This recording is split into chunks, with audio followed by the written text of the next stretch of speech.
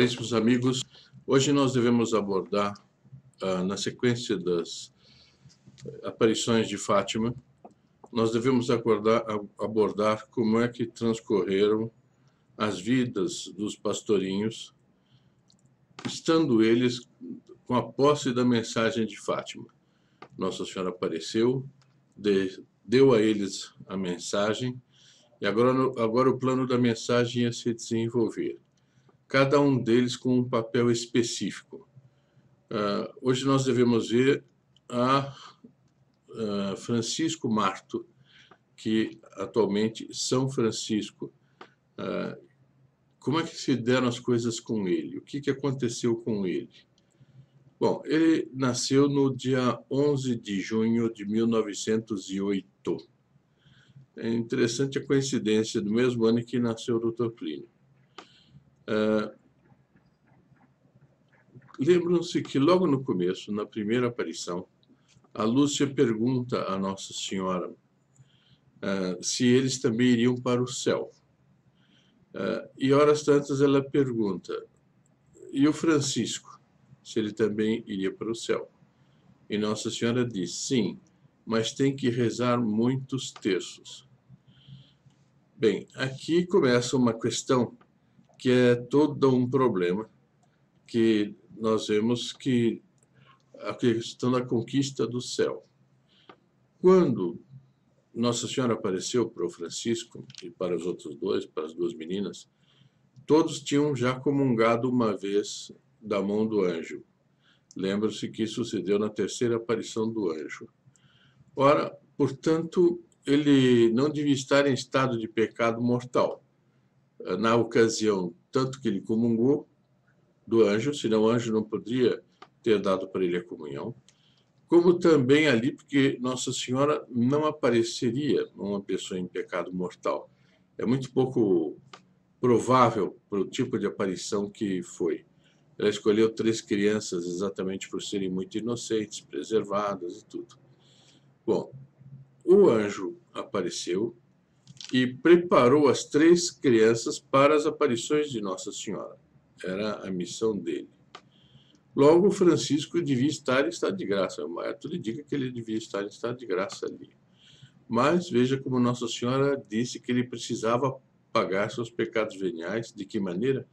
Rezando muitos terços. É bom nós refletirmos, porque normalmente as pessoas que ouvem essas reuniões são pessoas que já não são mais crianças. E quantos pecados veniais nós temos acumulados ao longo de nossa vida e que nós não nos damos, às vezes, conta e não damos muita importância para isto e consideramos que o pecado venial, como não nos condena diretamente, é uma coisa de menor importância. Não. O pecado venial é tão grave que, mais grave do que ele, só o pecado mortal. Pois bem, nós precisamos, então, ter presente isto, que nós precisamos ressarcir os nossos pecados veniais. Depois, lembro também que dentro desse ressarcimento das dores que eles tiveram que sofrer, Nossa Senhora até os advertiu que eles iam ter muito que sofrer. Logo antes da 4ª aparição, em agosto, eles foram presos pelo administrador de Ourém. Esse administrador de Ourém tentou de todas as maneiras fazê-los contar o segredo. E como eles recusassem, ele ameaçou. Se não contarem o segredo, eu vou mandar fritá-los todos em azeite, um depois do outro. Bem, aí já o Francisco, ele disse, se nos matar, vamos para o céu junto de Nossa Senhora. Quer dizer, resolvido a não contar o segredo. Agora, vejam que aqui já tinha uma ação da graça que já tinha começado neles, nesse, vamos dizer, período que foi desde as aparições do anjo até essa hora, que foi em agosto, eles rezando muitos terços, sobretudo Francisco, ele é que é o nosso foco hoje, que ele já estava em condições de enfrentar a morte de martírio. Bem, a irmã Lúcia dizia que o Francisco pareceu ser o que menos se impressionou com a vista do inferno. Aqui também é bom chamarmos a atenção. A vista do inferno deve ser uma coisa pavorosa. E por que Nossa Senhora quis mostrar o inferno? Exatamente para incutir temor de se cair no inferno. Se o homem não tiver temor de castigo, ele erra.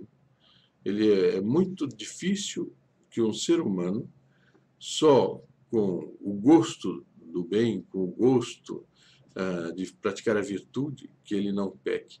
Ele precisa ter também o temor de Deus, o temor da justiça de Deus. E deve amar a justiça de Deus. Por que eu digo isto? Porque todas as aparições, nós vamos ver que a preocupação de Nossa Senhora era de salvar as almas. Ela pediu conversão para os pecadores. Então, para eles rezarem pedindo a conversão dos pecadores. As orações que o anjo ensinou foram orações dos pecadores. O homem ou Jesus é oração pelos pecadores, não? De levar as almas para o céu, principalmente as que mais precisarem. Almas, almas. Eu digo isto por quê? Porque se criou uma ideia de que o mais importante é o corpo. O mais importante é ajudar o próximo, dando comida, dando tratamento médico, remédio, dando ajudas materiais. E há muito tempo se despreza o cuidado com as almas, a tal ponto que o relaxamento na prática dos mandamentos está colossal. Bom, o Francisco, como as outras duas, mas como ele é o nosso foco, quem olha a fisionomia do Francisco, percebe no olhar dele uma profundidade de compreensão e de cogitações e de união de alma com Nossa Senhora, por onde ele transuda essa união de alma com Nossa Senhora. E, portanto, também com o Nosso Senhor, porque absolutamente não há diferença entre a união com Nossa Senhora e a união com o Nosso Senhor. Nossa Senhora jamais rouba alguém de Nosso Senhor. Isso nos ensina São Luís Maria Grignon de Montfort. É uma idiotice dizer que Nossa Senhora desvia de Nosso Senhor Jesus Cristo. E Nosso Senhor prefere que nós vamos a Ele por Nossa Senhora do que diretamente. Que ela nos faz sermos mais bem recebidos por Ele se formos através de Nossa Senhora. Bom, mas aí, por outro lado, a irmã Lúcia dizia o seguinte, que o que mais impressionava ou absorvia o Francisco era Deus, a Santíssima Trindade, nessa luz imensa que nos penetrava no mais íntimo da alma.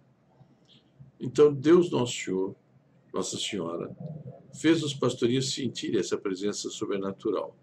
E isto os inundava enormemente. E o Francisco era especialmente sensível a isto. Né?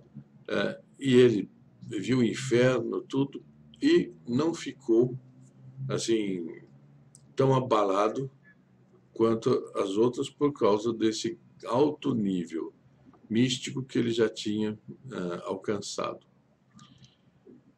Bem, isso não impediu que em outras ocasiões que ele teve visões de menor porte, ele teve muito medo do demônio e de ter visto o demônio. Então ela descreve uma cena dele assim: andávamos um dia num lugar chamado Pedreira e enquanto as ovelhas pastavam, saltávamos de penedo em penedo, fazendo ecoar a voz no fundo desses grandes barrancos. O Francisco, que, como era seu costume, retirou-se lá para a concavidade de um penedo.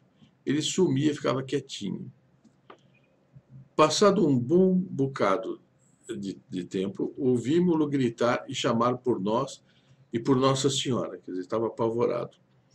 Aflitas pelo que lhe teria acontecido, começamos a procurá-lo chamando por ele. Onde estás? Ele fala, aqui, aqui. Mas ainda nos levou tempo para encontrá-lo. Por fim, lá demos com ele, diz a Lúcia, a tremer de medo, ainda de joelhos, que, aflito, nem arte tinha tido para se pôr de pé. Que tens? O que foi? Com voz meio sufocada pelo susto, lá disse: era um daqueles bichos grandes que estavam no inferno, que estava aqui a deitar luz, a pôr fogo. Não? Então ele viu um demônio e ficou apavorado com este demônio. Bom, por outro lado, para ver a que grau de virtude ele chegou, se diz que as pessoas que queriam saber de um monte de coisas, estranhos que tomaram conhecimento dos 3 pastorinhos, aborreciam muito ele com perguntas. Né? Uma das prediletas era a que se faz a todo menino em toda parte do mundo. O que pretende ser quando crescer? Tal pergunta para ele exigia uma série de explicações. Certa vez, 2 senhoras, curiosas, interpelaram ele. Queres ser carpinteiro? Não, senhora. Médico, então? Oh, não. Já sei que gostarias de ser padre. Não. Que? Não gostarias de dizer missa? Não queres ouvir confissão, rezar na igreja? Não, senhora, eu não quero ser padre. Então o que queres tu ser? Não quero ser nada. Não queres ser nada? Não, quero morrer e ir para o céu. Vejam como ele já estava no tal desapego das coisas da terra, que a preocupação dele era ir para o céu. Eu quero estar em condições para, na hora que Nossa Senhora vir me buscar, ela me pegue e me leve para o céu. Francisco não desejava ir à escola com Jacinta e Lúcia. Por quê? Se ia logo para o céu, então ele não tinha preocupação de ir para a escola com elas. Gostava, porém, de acompanhá-las até a igreja de Nossa Senhora dos Prazeres, em Fátima. É a igreja principal da vilazinha de Fátima. Eu acho que naquela época só tinha aquela, só uma. Dizia então: olhem, vou para a escola, que eu fico aqui pertinho de Jesus escondido. Ele se referia a Nosso Senhor no sacrário como Jesus escondido. A mim não me adianta nada aprender a ler e escrever. Vou morrer logo e irei para o céu. Quando voltarem, chamem por mim. A igreja estava em obras, né? E o Santíssimo Sacramento tinha sido transportado do altar-mor para um altarzinho à esquerda, logo à entrada. E aí o encontrávamos na volta, disse Lúcia. Francisco costumava passar dias inteiros ajoelhado, olhos fitos no tabernáculo onde Nosso Senhor esperava que alguém o fosse visitar. É muito bonito. E essa maneira de se conseguir estar ali detido, atraído pelo sacrário, é uma graça muito grande. E já um indício de santidade grande. E ele fazia isso da maneira correta. Não é como, às vezes, certas pessoas procuram fabricar uma emoção como se elas tivessem muita devoção ao Santíssimo Sacramento. Não. Ele tinha uma força interior nele que o levava a prender-se a estar sempre diante do Santíssimo. E isso me fez recordar uma consideração muito pungente para qualquer um de nós, que Nosso Senhor fez para Josefa Menendez. Na realidade, foi uma queixa, que ele diz: eu fico no sacrário horas, dias, como um divino prisioneiro, esperando que alguém venha me fazer uma esmola de amor. Às vezes a pessoa vai e reza, mas se esquece de fazer a Nosso Senhor a dádiva que deve ser dada. Como é que é isto? Então imagina, a pessoa está com um problema, passa diante de uma igreja, vou pedir a Nosso Senhor a solução desse problema. Vai, ajoelha, fala: meu Jesus, ajudai-me a resolver tal coisa, tal outra, e a minha saúde, e a minha situação financeira, me ajude, me ajude, me ajude. Levanta e vai embora. Nunca um dito diferente. Meu Jesus, eu vos adoro, eu vos amo, acima de todas as coisas. Vós sois o meu Criador, o meu Redentor, vós sois meu Deus, e por isso eu vos adoro. Operai em mim aquilo que vós desejais de mim. e dai-me força para corresponder a tudo aquilo que vós quereis de mim. Bom, Francisco ficava ali consolando Nosso Senhor e não se consolando. É importante compreender isto. Foi assim que, sem direção espiritual de ninguém, que o Francisco aprendeu a meditar. E ele atingiu um alto grau de união com o Nosso Senhor, do Nosso Senhor sacramentado. Podia ter chegado a ser um perfeito contemplativo e a ter êxtases. Foi com o próprio mestre, quer dizer, Nosso Senhor, que aprendeu as lições que ensina Santa Teresa no seu livro Caminho da Perfeição. Esta oração sublime requer muito amor, gosto pela solidão, desapego, esquecimento de si e mortificação. Portanto, não é pula-pula, não é provocando sensibilidades artificiais que a pessoa demonstra um profundo amor e profunda união com Nosso Senhor. Mas é desta maneira como nós descrevemos no Francisco. Ele não ostentava os seus sentimentos de piedade. Quer dizer, ele não dizia, olha, eu sinto tal coisa, eu fiquei tanto tempo assim, tive tal consolação assim, compreendi tal coisa de Nosso Senhor. Não, ele não dizia. Ele ocultava isso até da Jacinta, que era a irmãzinha dele. Certos dias depois da escola, as meninas o perderam de vista na serra. Encontraram-no muito tempo depois, prostrado no chão, imóvel, atrás de um muro de pedras. Quer dizer, ele se escondia, elas perderam ele de vista. Onde é que ele estava? Ele estava consolando a Jesus escondido. Por que não vieste rezar conosco? As duas perguntaram. Prefiro rezar sozinho, pensar e consolar Nosso Senhor. Ele está tão triste. Esta é uma coisa que não se apregoa. Nosso Senhor está alegre ou está triste? Hoje se diz, Nosso Senhor quer nos fazer felizes. Como se a gente ser feliz é não pensar que ele está sendo ofendido, que ele está sendo esbofeteado, que ele está sendo ignorado, que ele está sendo, de todas as maneiras possíveis, ele está sendo agredido. Não, ele quer nos fazer felizes. Não pensemos essas coisas, não é verdade? Se eu quero ser de Nosso Senhor, eu devo querer consolá-lo da tristeza que o mundo hoje, supercarregado de pecados, provoca.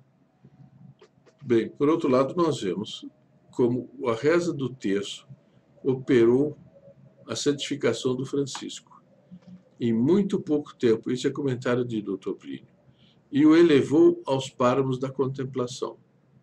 Se nós rezarmos os nossos terços com recolhimento, com piedade, com esmero, Nossa Senhora nos ajudará muito a elevar-nos na virtude.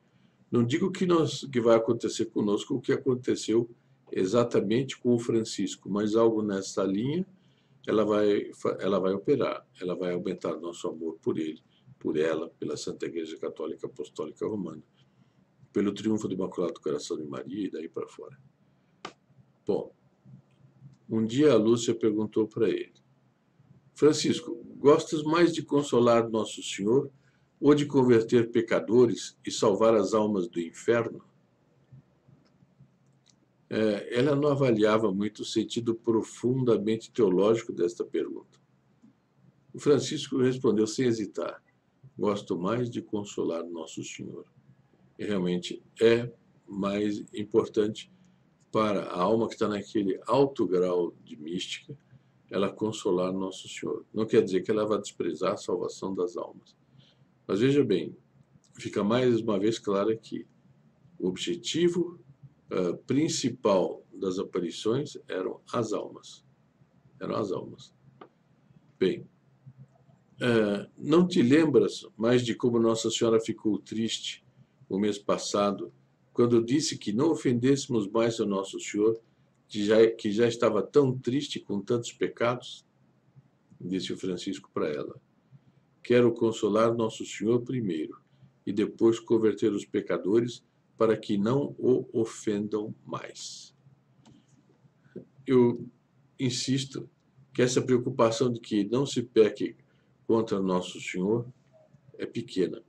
Qual é o único pecado que hoje se diz que habitualmente se considera que é um pecado? É não se preocupar com os pobres, não se preocupar com a pobreza dos pobres, não se preocupar em ajudar os pobres.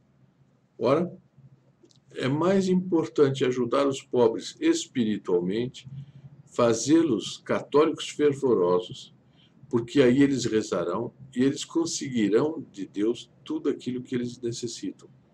Porque Nosso Senhor, ele disse no Evangelho: olhai os lírios do campo, não tecem nem fiam, nem tanto nem Salomão se vestiu como eles. Essa ideia de que a gente deve dar auxílio material para os pobres e não colocar como principal, muito acima, o lado espiritual, é completamente falha. Porque Nossa Senhora, aqui uma das provas é essa, em Fátima, ela falou de salvação das almas, de conversão dos pecadores. Ela não falou de pobres. Pobre sempre existirá, tereis entre vós, disse Nosso Senhor.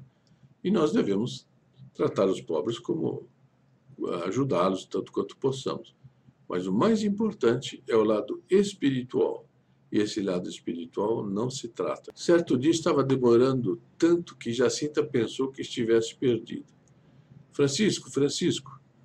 Ninguém respondia. Descobriram-no finalmente imóvel, atrás de um monte de pedras, prostrado rezando.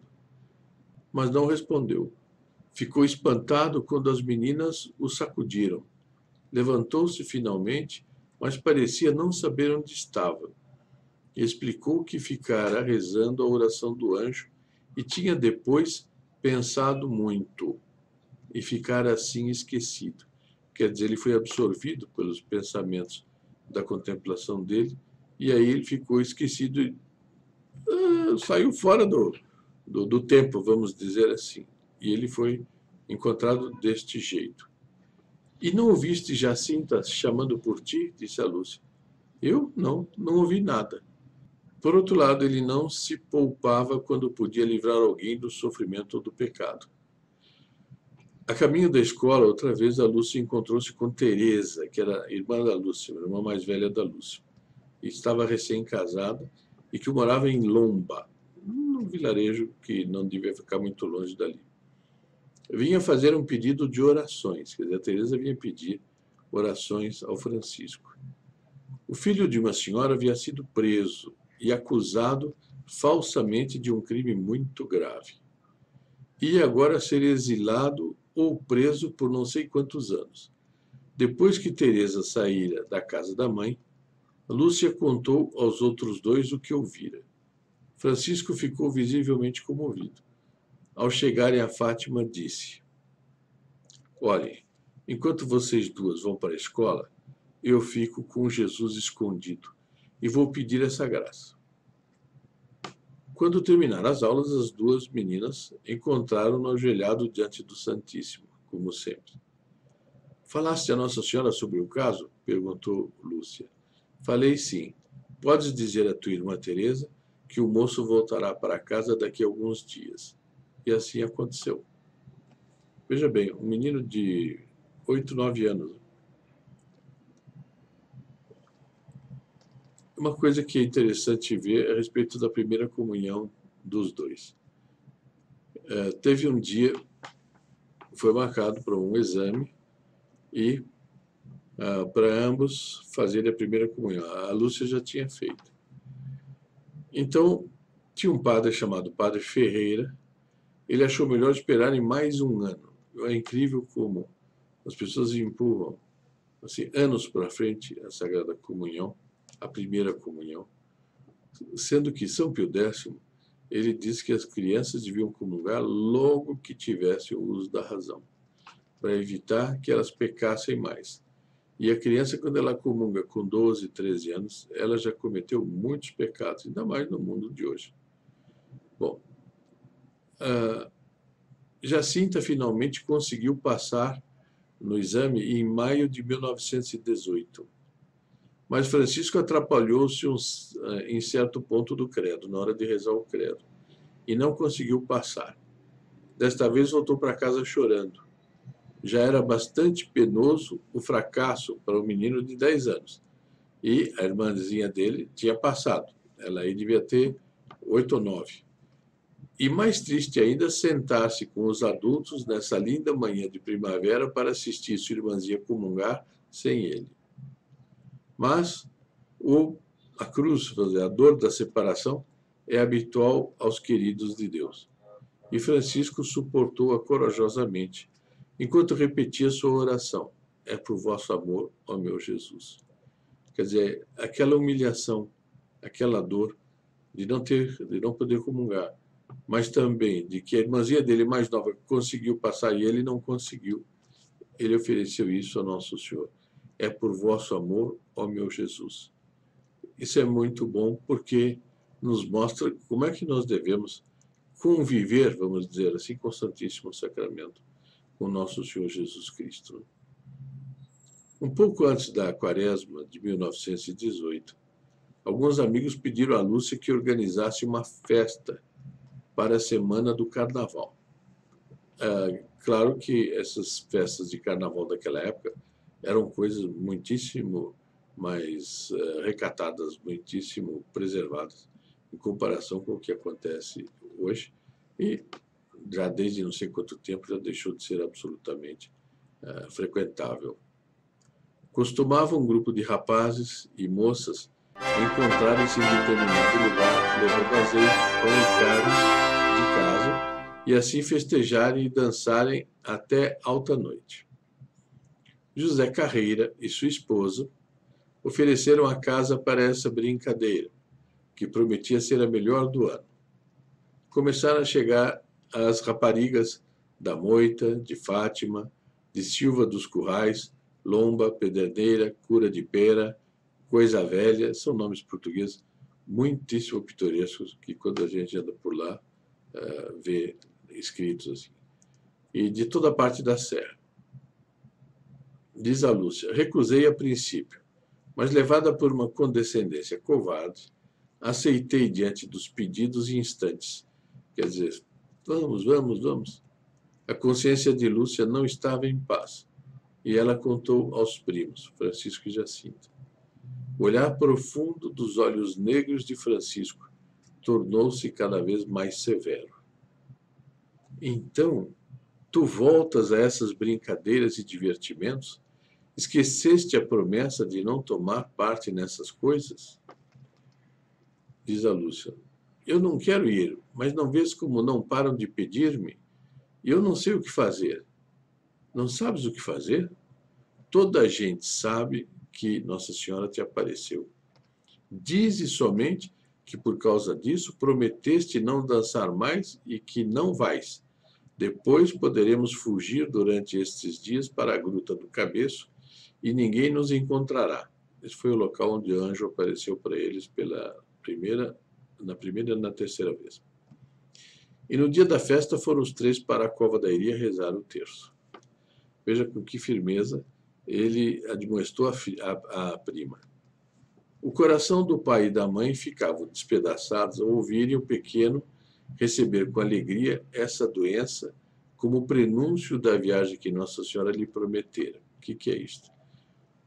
Tanto Francisco quanto a Jacinta, eles morreram da gripe espanhola, na época que dizimou muita gente, e também lá em Portugal. E ele comentava que ele ia para o céu, que Nossa Senhora viria buscá-lo e tudo. E os pais, então, ficavam com os corações despedaçados de ver com que alegria ele dizia que essa doença ia levá-lo para o céu. Ficava num estado tal de fraqueza que se movia dificilmente, mas nunca se queixava. Nunca se queixava. Se eu lhe dava leite, diz a Olímpia, que era a mãe dele, bebia o leite. Se lhe dava ovo, comia o ovo. Pobrezinho. Tomava os piores remédios sem uma careta.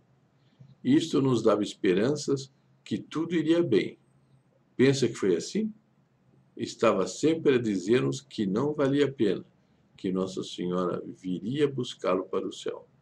Vejam que maravilha esse desprendimento das coisas da terra. E essa era a verdadeira felicidade que Nosso Senhor prometeu àqueles que fossem dele. Eu serei eu mesmo a vossa recompensa demasiadamente grande. A única tristeza que sentia era por não mais poder ir à igreja de Fátima fazer a sua visita diária a Jesus escondido.